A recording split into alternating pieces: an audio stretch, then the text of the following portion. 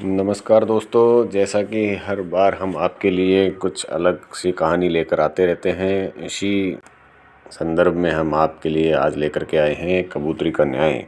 अगर आपको हमारी कहानियाँ पसंद आ रही हैं तो प्लीज़ इन्हें शेयर कीजिए, लाइक कीजिए और चैनल अगर सब्सक्राइब नहीं किया है तो अगली कहानी सुनने के लिए चैनल को सब्सक्राइब कर लीजिए। तो ज़्यादा समय ख़राब न करते हुए आज की कहानी के बारे में बताते हैं। आज की कहानी है कबूतरी का न्याय। एक कबूतर और एक कबूतरी एक पेड़ की डाल पर बैठे थे। उन्हें बहुत दूर से एक आदमी आता दिखाई दिया। कबूतरी के मन में कुछ शंका हुई और उसने कबूतर से कहा कि चलो जल्दी उड़ चलें, नहीं तो यह आदमी हमें मार डालेगा। कबूतर ने लंबी सांस लेते हुए बड़े इत्मीनान के साथ कबूतरी से कहा, भला उसे गौर से देखो तो सही, उसकी अदा देखो, लिबास देखो, चेहरे से शराफत टपक रही है, ये हमें क्या मारेगा, बिल्कुल सज्जन पुरुष लग रहा है। कबूतर की बात सुनकर कबूतरी चुप हो गई।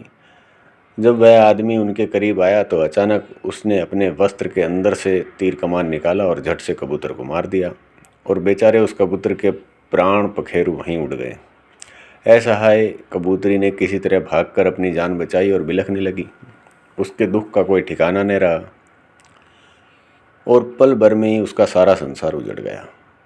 उसके बाद वह कबूतरी रोती हुई अपनी फरियाद लेकर उस राज्य के राजा के पास गई और राजा को उसने पूरी घटना बताई। राजा बहुत दयालु इंसान था। राजा ने तुरंत अपने सैनिकों को उस शिकारी को पकड़कर लाने का आदेश दिया। तुरंत शिकारी को पकड़कर दरबार में लाया गया। शिकारी ने डर के कारण अपना जुर्म कबूल कर लिया।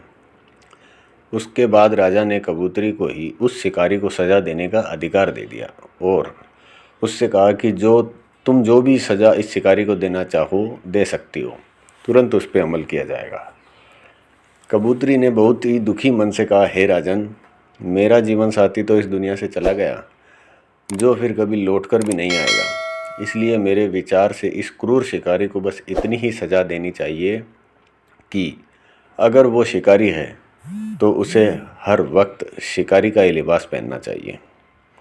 ये शराफत का लिबास वो उतार दे, क्योंकि शराफत का लिबास ओढ़कर धोखे से घिनौने कर्म करने वाले सबसे बड़े नीच और समाज के लिए हानिकारक होते हैं। कबूतरी ने कहा, जब हम किसी को जीवन नहीं दे सकते तो किसी का जीवन लेने का अधिकार भी नहीं है। प्रिय मित्रजनों, आज के दौर में इंसानों को शिकारी की तरह न होकर सभी को कबूतरी की तरह सीधा और सरल होना चाहिए, ताकि संसार का कोई भी व्यक्ति अपना जीवन नीरस न समझे और शिकारी की तरह सज्जन लगने वाले लोगों से हमें सावधान हो जाना चाहिए। सदैव प्रसन्न रहिए। जो प्राप्त है पर्याप्त है, जिसका मन मस्त है उसके पास समस्त है।